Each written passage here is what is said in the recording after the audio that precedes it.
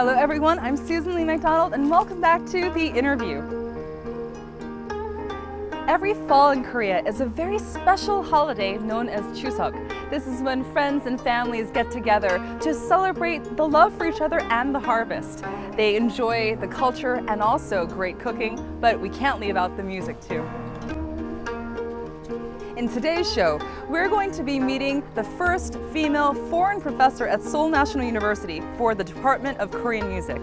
This woman has studied ethnomusicology and has a fascination with Korean music. So you'll get to meet Hilary Finchum-Sung. Join me today.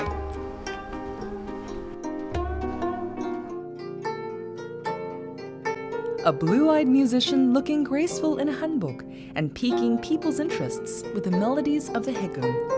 It's Hilary Finchum-Sung. She had no prior encounter with Korea or Koreans until she listened to the traditional music of Korea by chance in college and instantly fell in love with its natural, earthy sound. She began studying Korean traditional music and became the first foreigner to teach Korean music at Seoul National University in 2009. With a deep understanding of and genuine passion for Korean music, Hilary tries to pass on her knowledge and enthusiasm to students. Hilary has been learning the haegeum, a traditional Korean musical instrument, for its more in-depth understanding of Korean music, and to show her appreciation for its natural sound. Stay tuned, her story begins right now.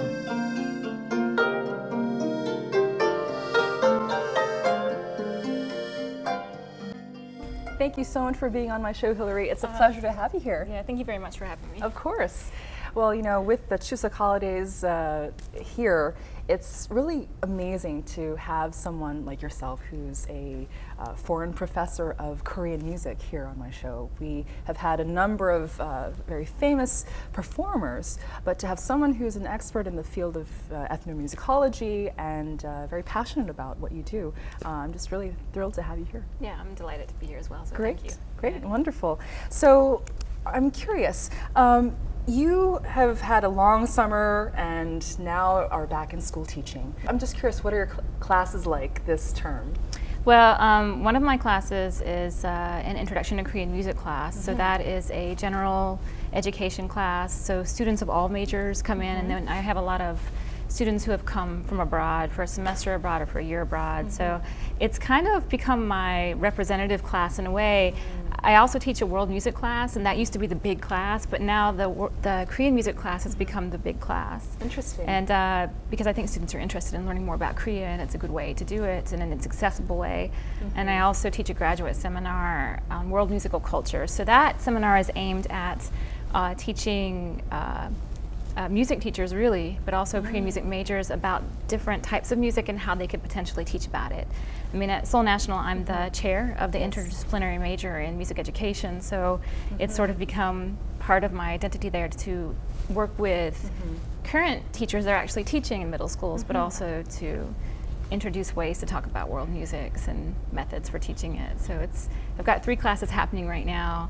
And as a professor at Seoul National, do you teach in English or Korean or both? Both. Both. Yeah. It's kind of a nice thing to have English language classes for those students when they come to campus, and of course it's a lot easier for me to lecture in English. It's definitely a lot easier and more comfortable. So though the classes that are for undergraduates, like world music, like Introduction to Korean Music, are English. If it's a major class, because the majors are Korean music majors, for me it's important. I did that the first semester.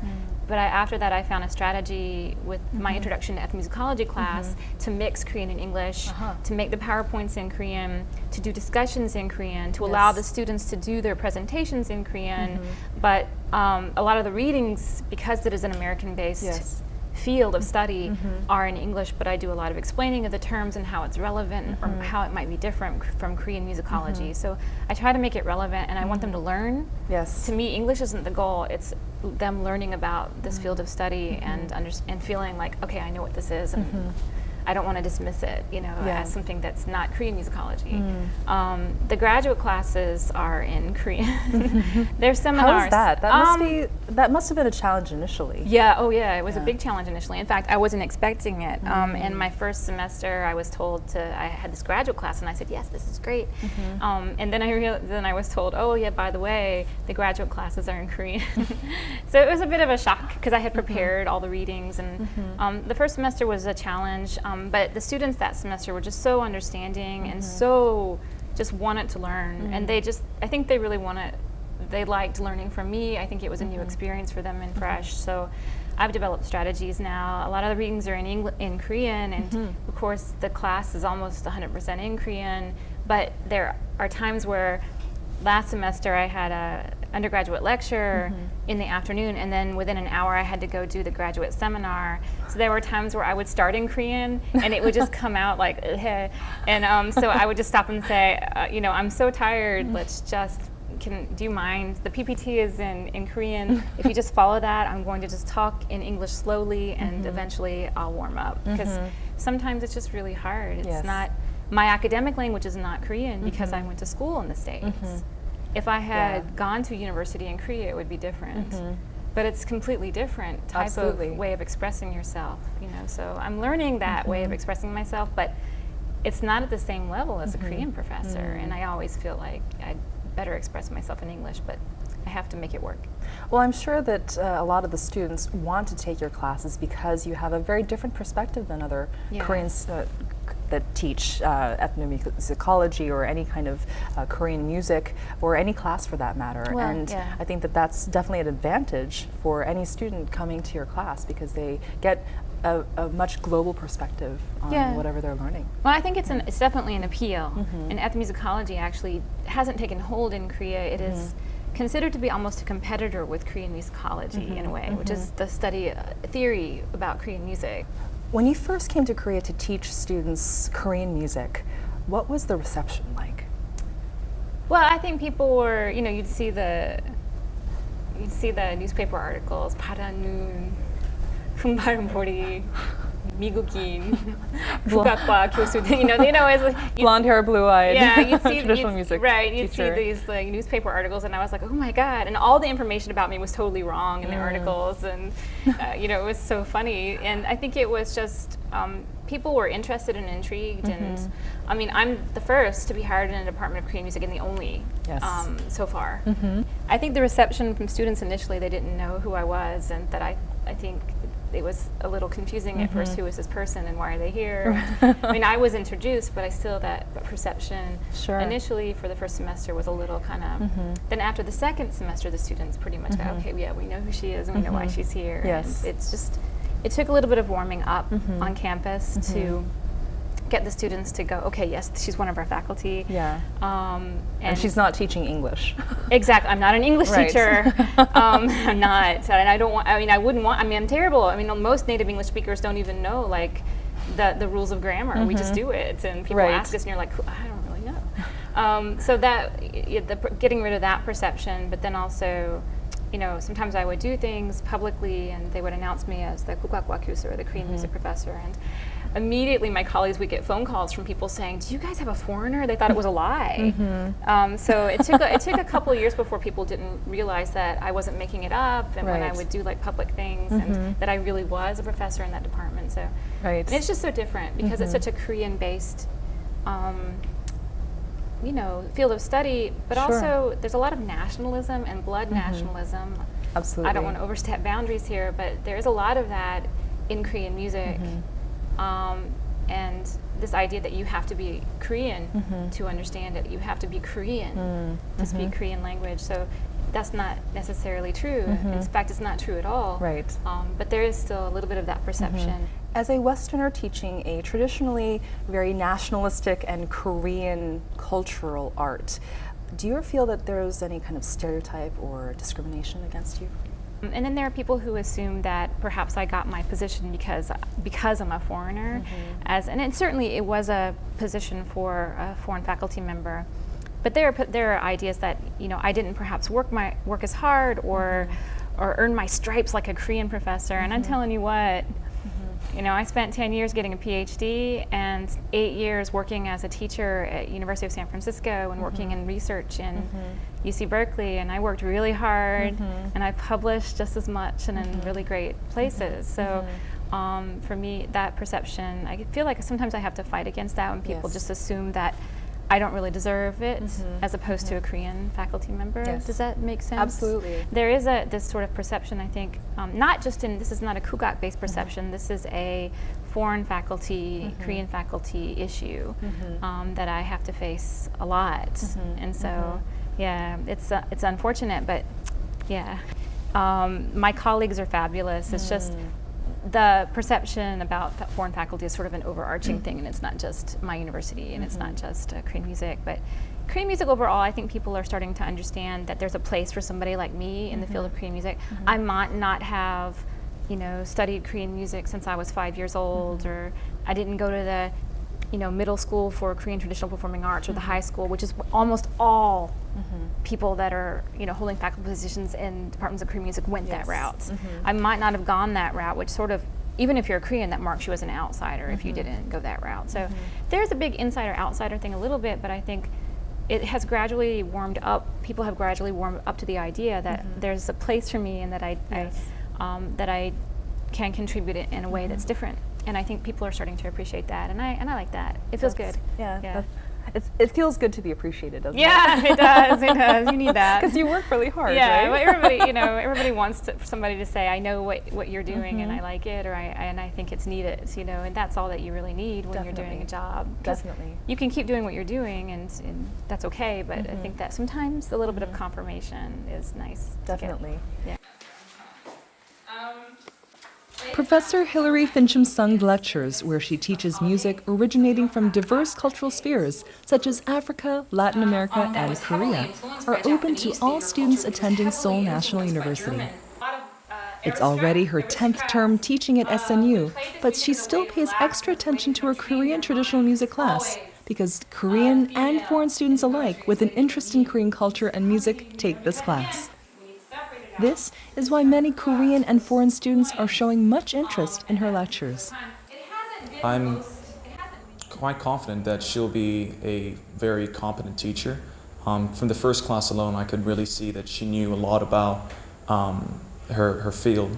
And she speaks of 17 years in her field as not being a very long time, but maybe it's just me as a student, but I think that it's quite an extensive background.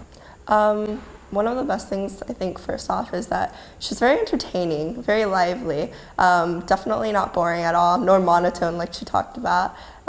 Plus, she kept things going. Like, the topic was interesting, and the way she presented it was interesting.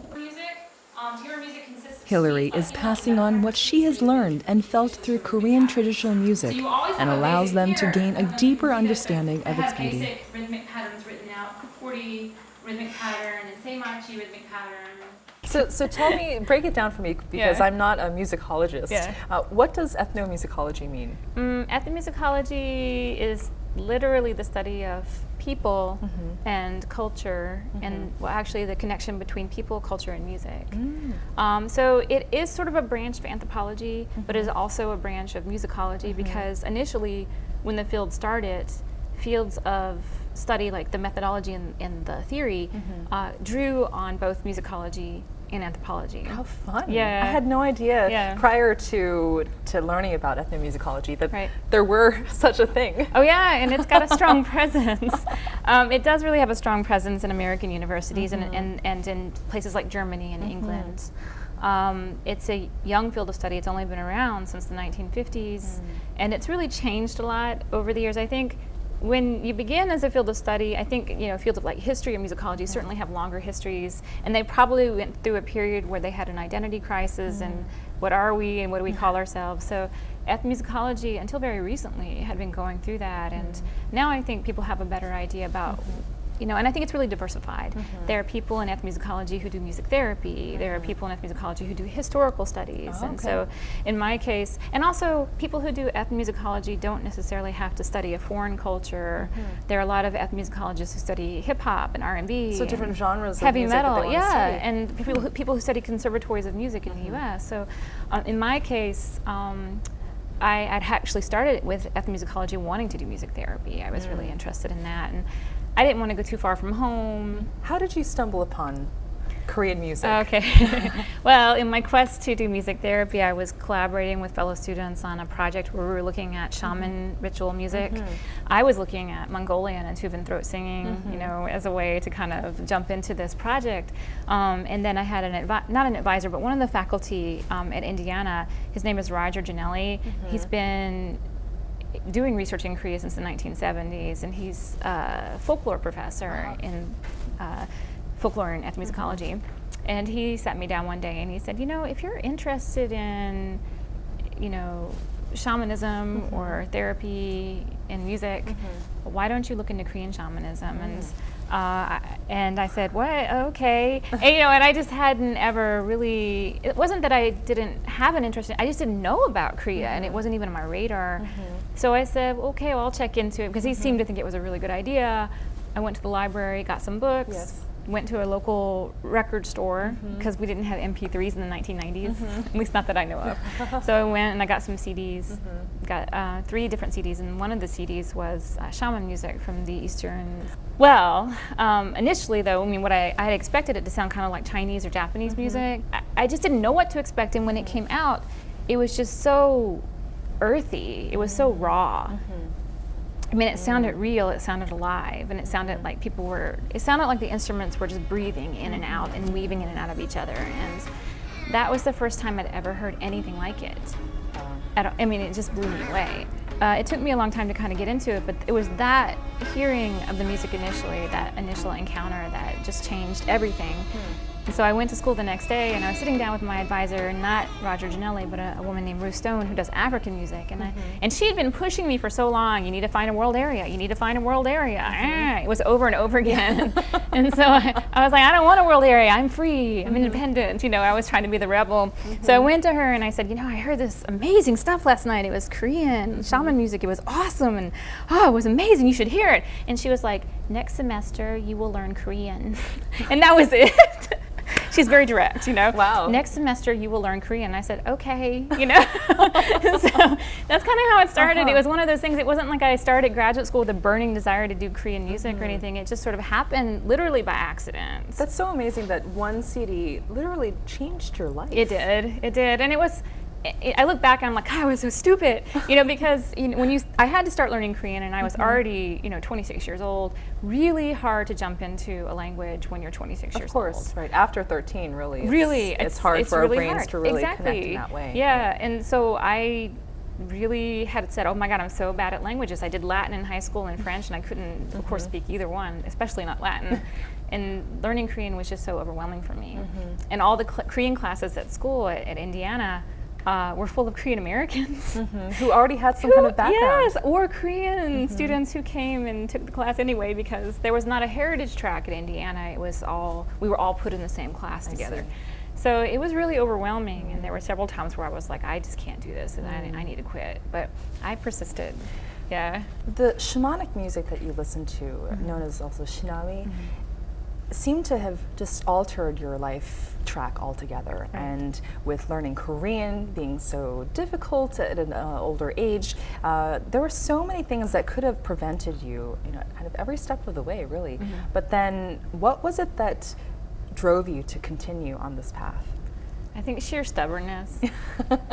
I'm very stubborn, which is kind of a fault, but a good side of that is I keep going, because I sometimes I see the light at the end of the tunnel. I think if I keep going, it's really hard, then something will come of this eventually.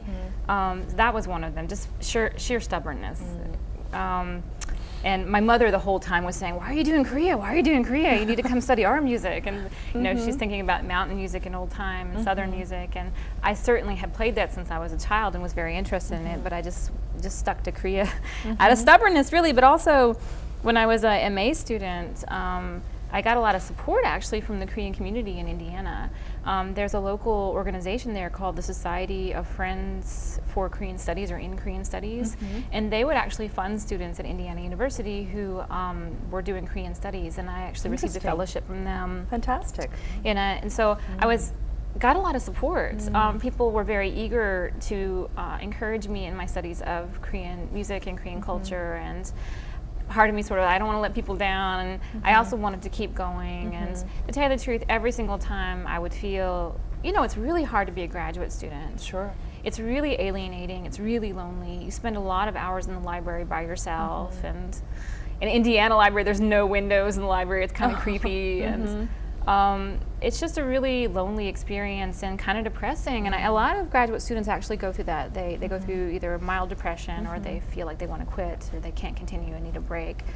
In my case too, I was not an exception to that, but I would feel that way, and then I would go and I would listen to some music, you know, that I had, however much music I was able to collect at that point of Korean music, and I just felt like, yeah, every time I heard it, it just sort of drew me in, and I thought, okay, I really feel like there's something that I feel connected to.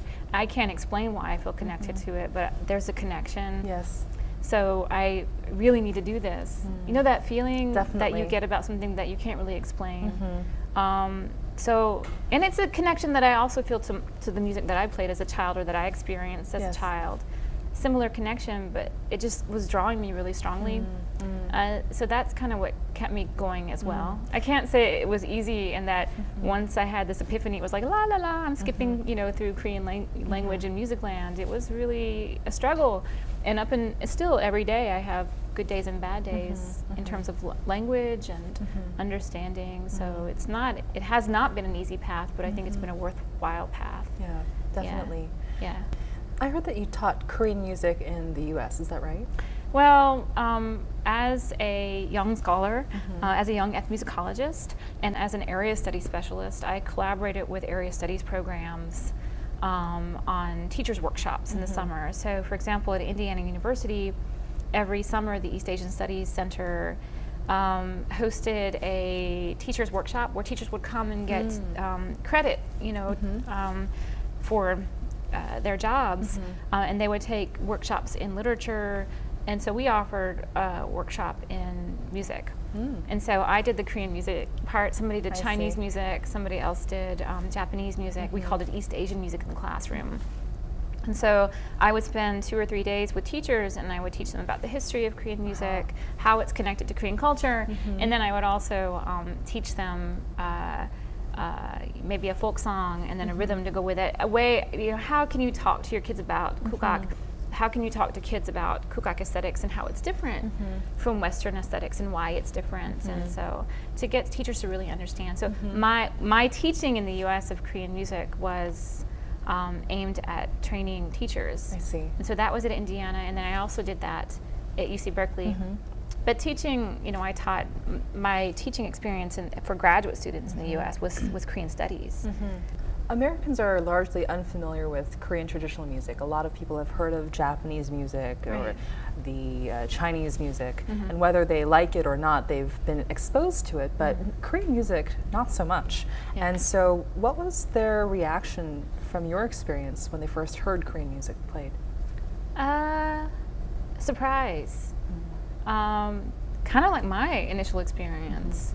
You know, when a lot of Americans, and I don't know about Europeans, but when a lot of Americans are exposed to Korean music, or at least when they were in the 1990s, it was through some sort of softened down version of arirang, you know, and which is not bad. I mean, arirang is really a new song anyway, historically in Korea, but they weren't really exposed to some of the kind of raw, earthy timbres and sensations that you really should be exposed to when you are experiencing Korean music. So when I would play them like pansori, or when I would play some recordings of instruments like the haegeum or the haegeum, they'd go, "Oh, it's so scratchy." It's so scratchy. And I was like, yeah, but that is not necessarily intentional, but one of the aesthetics in Korean music is to kind of embody nature and sound. And the way that you do that is through the instruments. I mean, most of the string instruments are made with silk strings, or made of bamboo. Of course, there's metal there as well. But those instruments really have a very natural sound. And the sound of the voice, the voice in pansori is a highly trained voice, but most importantly, it's a natural voice. You know, I just figure out a way to make my voice project all the way back to the end of the auditorium, and that's the most important thing in pansori more than anything else. and it's about natural openness, you know, but controlling that in a way. So people don't expect that, or the teachers wouldn't expect that. They would, like me, actually, before I was exposed to Korean music, they would think, oh, it would be kind of bright like Chinese music, or it would be maybe kind of quiet like Japanese music, you know, the stereotypes of those two types of music. But what they heard was just very different. Yeah, distinctively different. And they always say, oh, it kind of sounds like the blues. And I'm like, well, I guess you could draw that conclusion. Sure. I've even, people want, you know, they want to compare it to something that is familiar. So a lot of people will say it sounds like the blues. Yes. A lot of people will say it sounds like Irish music. And I'm like, I actually honestly don't get that comparison, but I guess because there's a lot of rhythm in Korean music that has kind of a tertiary or a three kind of feel to it. Perhaps that's where that comes from. So yeah, people try to connect, but overall the reception was good, and teachers were very eager to learn and very eager to understand.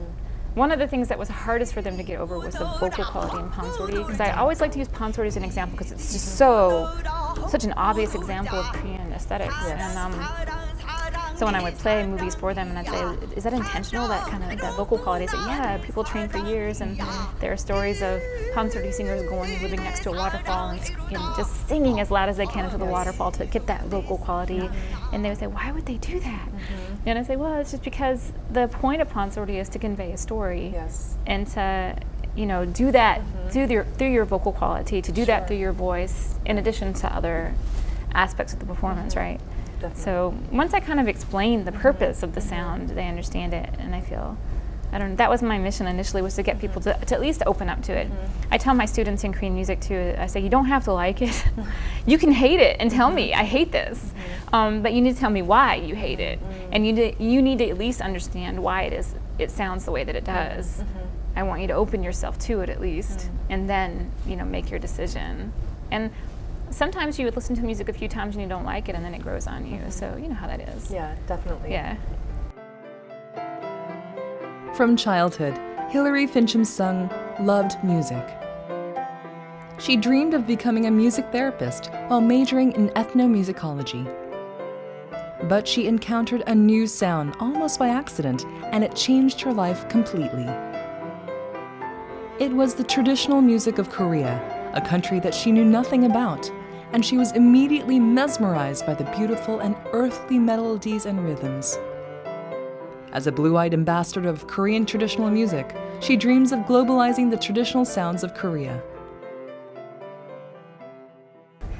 Hilary, I see that you have a haegeum next to you, and I'm assuming that you know how to play the haegeum. Yes? Yeah. And that you also use this for educational teaching and part of your kind of pedagogical kind of toolbox. Right. Yeah. Yeah. Well, one of the methods for ethnomusicology is something called bimusicality. It's a method that was developed in the 1970s by an ethnomusicologist named Mansell Hood, who said that, you know, we can be theorists and we can analyze music by listening to it, but what about if we try to play it? And his idea was, you can better understand the music by actually trying to play it, to the point your goal should be to actually be able to perform it. It will enhance your teaching, it will enhance your research, and your overall connection with the music. And I don't necessarily think that playing just means that you will understand it, but it's true, because when you endeavor to play an instrument, you really have to try to understand the sounds that you're trying to make. What is the terminology for this particular technique? You know, how do you actually produce that sound? What is the goal? What are the techniques that you do to produce the desired sound? All of that is really crucial, and I don't think that you can understand that unless you actually try to learn to play. Now, in my case, the haegeum has become my instrument because of my history with the violin, and I wouldn't say I'm a professional performer, but eventually, maybe in 10 years, you know, I can say, yeah, I'm a professional. Yes, I can play. You know, at this point, I'm very much a student of the haegeum, and for me, it's an exercise, it's a methodology, but it also really helps in my teaching. When I'm talking to my teachers about ornamentation in Korean music, I can just pull out the haegeum and say it's like this. Okay. You know, and show them, or talk about different aesthetics, and it helps when we have performances, I can just do it myself. Well, show us a little bit about the haegeum. I'd love to see that beautiful instrument. This instrument is made by Jo Jun-seok, who's there's a great he's a regional 인간 문화재, or human cultural treasure, and he specializes in haegeum. So he made this haegeum, and his haegeum are actually really designed very well for folk music. Basically, there's just one kind of haegeum, essentially traditionally, but then there are some instruments that are better suited for folk and some that are better suited for court music. This instrument has 2 strings, just basically the haegeum. It has an outer string and an inner string, 바깥줄 and 안줄. And you tune them essentially, although I'm a little off tune. You tune them, we go by the Western tuning now, which is C on the outer string and F on the inner string. Essentially, although I'm a little off here, but it's a little flexible. And so you basically play the instrument by pressing and pulling on the strings, and there are many different kinds of positions that you play. You can also extend positions by extending your first finger back or by extending your first finger and pressing on the strings. So unlike the violin, which has a fingerboard, this has no fingerboard. Yeah. And so this must be really hard on your hands, no? Yeah, it's really, it can be painful. I can imagine. The strings are made can I of... see if, oh my goodness, you do have the famous calluses. Yeah. Look at that. Yeah, I have some pretty intense calluses. Although, but then there are people who play for years and they're like, yeah, mine are all gone. And I'm like, well, good for you. Because, it just really depends. I tend to have sensitive skin. I know that Kang Neil has some really hefty calluses too on her hands as well. So each person is different. But yeah, there are difficulties because with the violin, you have the fingerboard and you're playing right here. And people always say the violin's really hard to find the pitch, but that position doesn't really change. Once you are tuned to A440 and your strings are tuned to, E, D, G, the other strings, and then A, of course, in the middle, you pretty much keep that same positioning and you memorize that positioning. With the haegeum, one of the difficulties of Korean instruments is because they are made of wound silk, over time the strings sort of loosen and they sort of relax. And even if you have it tuned at the beginning of a performance, by the end of a performance, the strings will have relaxed a bit and you will have dropped maybe a pitch or, or in extreme cases a pitch, but even just a little bit, less than that. So that's difficult because as you're playing, you're like, and if you're a novice, it's like, am I in tune? Is this my C? You just have to keep going. It is difficult to play though, isn't it? I mean, to play well. To play well, yes. I mean, anybody essentially can come up to a haegeum, but people will say the haegeum is difficult to produce a sound on. And what they mean is a good solid sound. Because what you'll get initially from the haegeum is, is a sound like this. Yes. Or you get people who are very awkward with the bow. So for the first 2 years or so, actually trying to produce a sound that is palatable is one of the challenges. That people won't run screaming the other way. Oh, my husband did that. When I first started learning the haegeum, he said, are you practicing? And I'd say, yeah, and he would leave. He would leave the house. And then he'd say, can you just call me when you're done? It was so bad. It's like he did not want to hear it. And I felt really bad. So Hilary, would you play something for us? Yeah, sure. I'll play 경기야리랑 just briefly.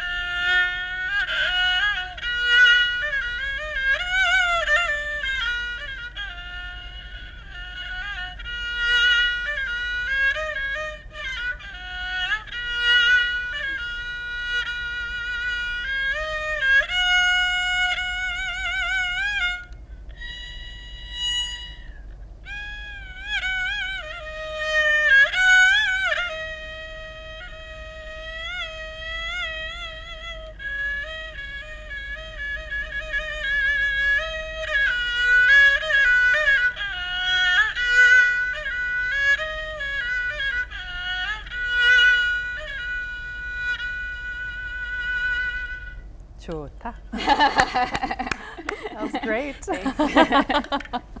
It works. One of the challenges for me as a haegeum player is to get those regional characteristics of the music that are so specific. Like for Gyeonggi-arirang, it's important on that middle pitch to do really light vibrato, to do barely there vibrato on some of the other pitches, but having also learning namdo, or the southwestern style music, where it's like really heavy vibrato on the bottom and breaking tone. Sometimes my hands are, I have to remember light vibrato. So it can be a challenge to kind of master those differences and try to get them down and express them properly.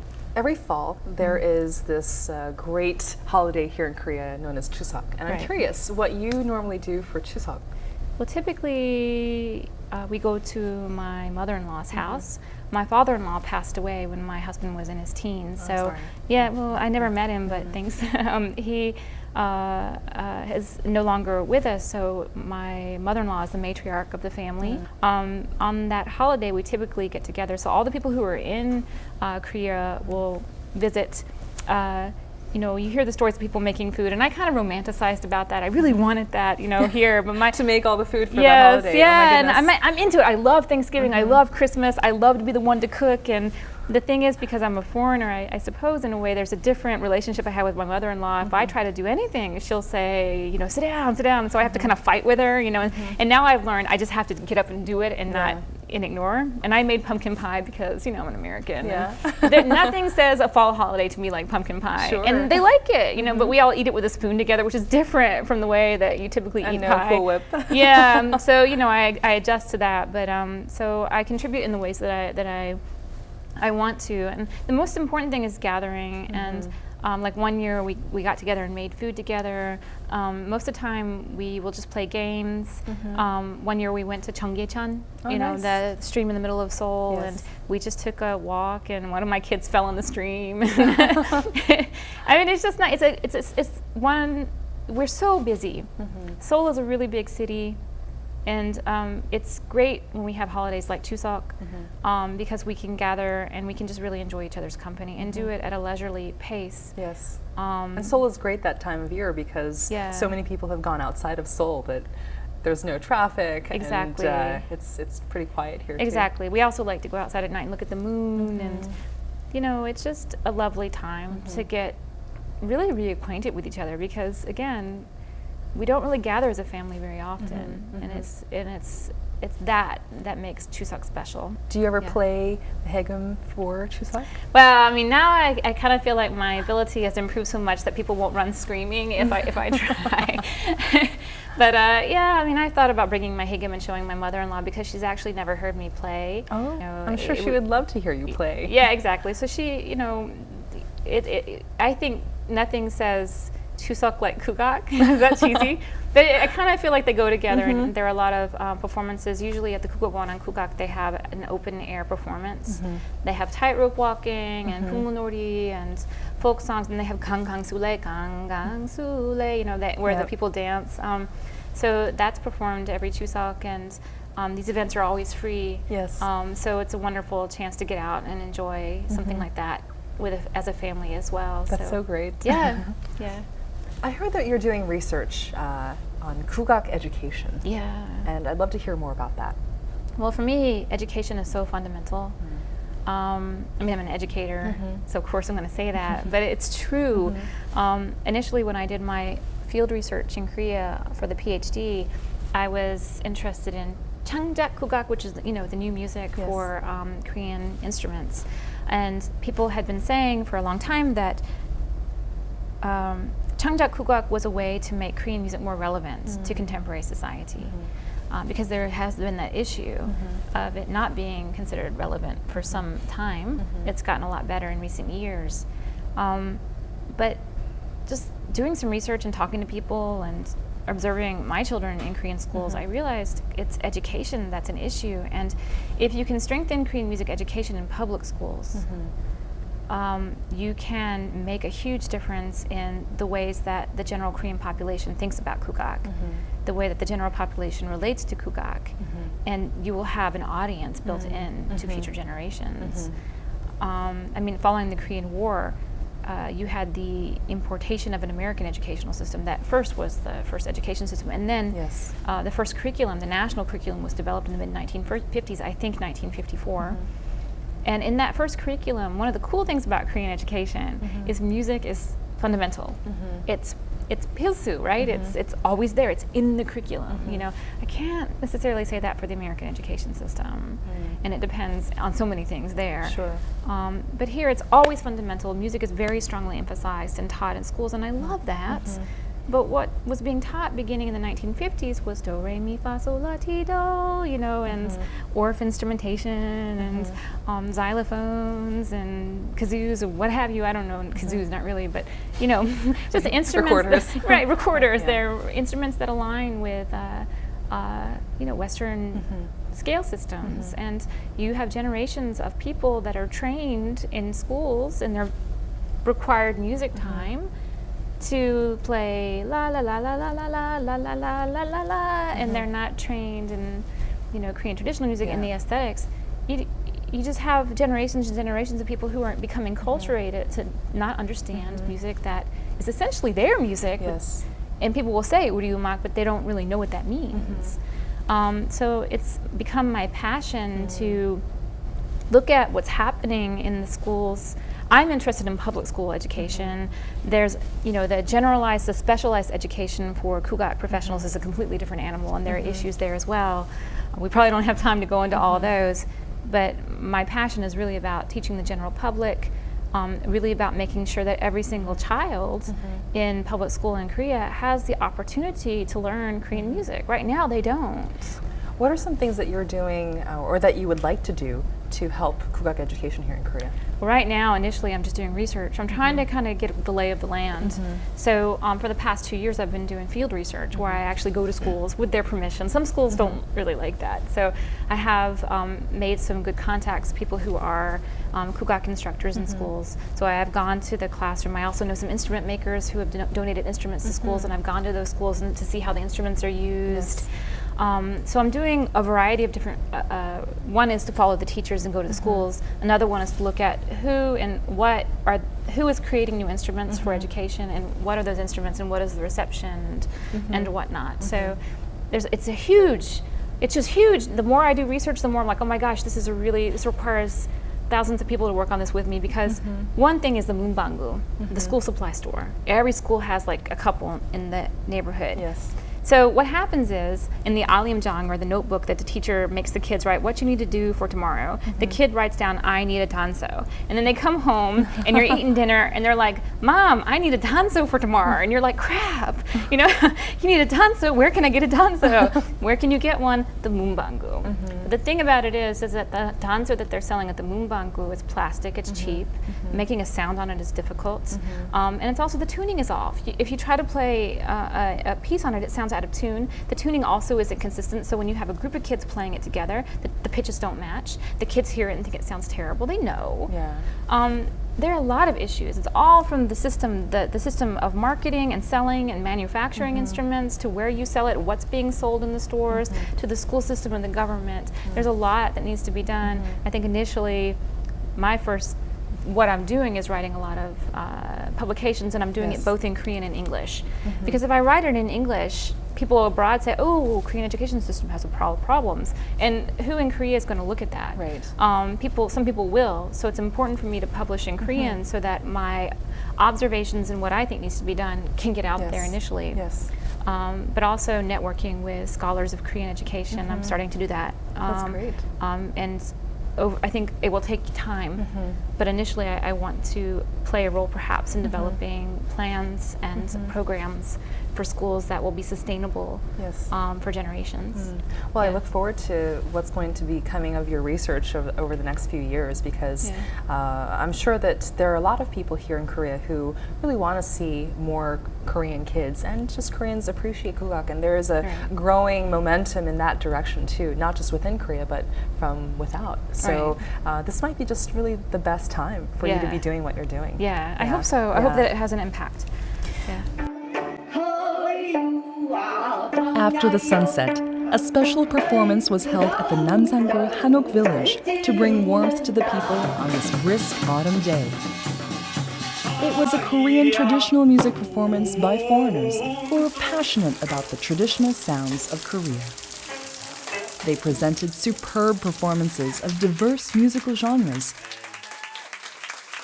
Professor of Seoul National University since 2009, Hilary Finchum-Sung will perform 한번 수류 haegeum 산조. Hilary Finchum-Sung also took part in the special event to promote the beauty of Korean traditional music and to make it more familiar to Koreans.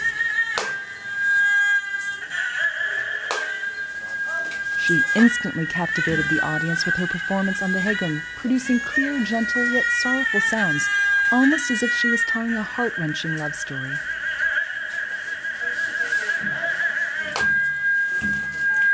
Hilary's endeavors to demonstrate the beauty of Korean traditional music. Can you hear her showcase Korean sounds?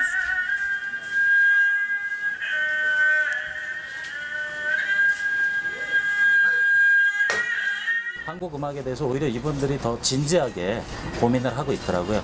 또 어떤 경우에는 타산지석 삼아서 한국 사람들이 외국인도 저렇게 한국 음악을 좋아하는데 나는 뭐였을까 이런 반성을 하는 계기도 되지 않을까. Hilary, what are your future plans? Future plans. I have a lot. In terms of professional plans, of course, to keep playing the haegeum. Maybe in about 5 years, I'll feel good enough to play a solo recital. So eventually I'd like to do that. Just keep pushing myself. Keep, making myself do this because it's worth it. And just keep doing the work that I'm doing. I think the most important thing in academic work and performance and everything is just to keep doing it, to persevere, and eventually, even if you don't see immediate payoffs, it will. So that's my goal, really, is just to keep doing it, keep going, and make a difference eventually. And as you said earlier on, that you have that stubborn streak that I'm so stubborn. You can kind of keep that perseverance going. It's inevitable. I just But it's also such a strength of yours to be able to persevere like that, and I'm pretty sure that you're going to accomplish a lot that you set out to do. Well, I hope so. Thank you.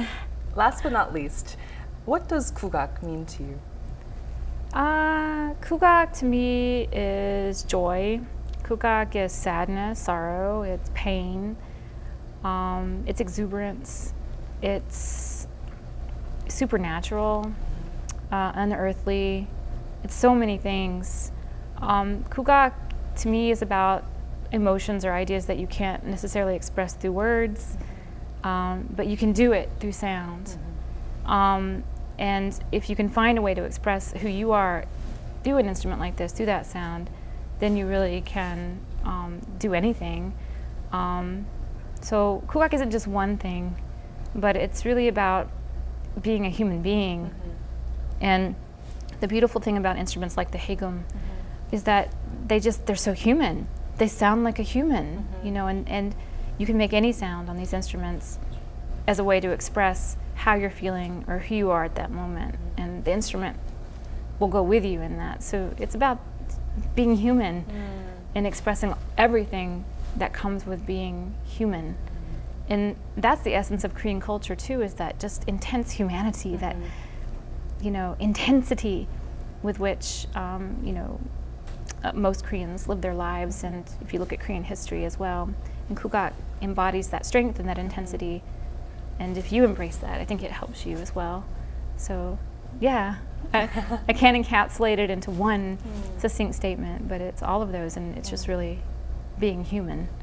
I really enjoyed having you as a guest on my show because I think that to have you here, regardless of whether you are Korean, not Korean, it doesn't even really matter because you have such a passion for what you do. And I'm so glad that you're here with me for this special edition of my show with the interview for Chuseok.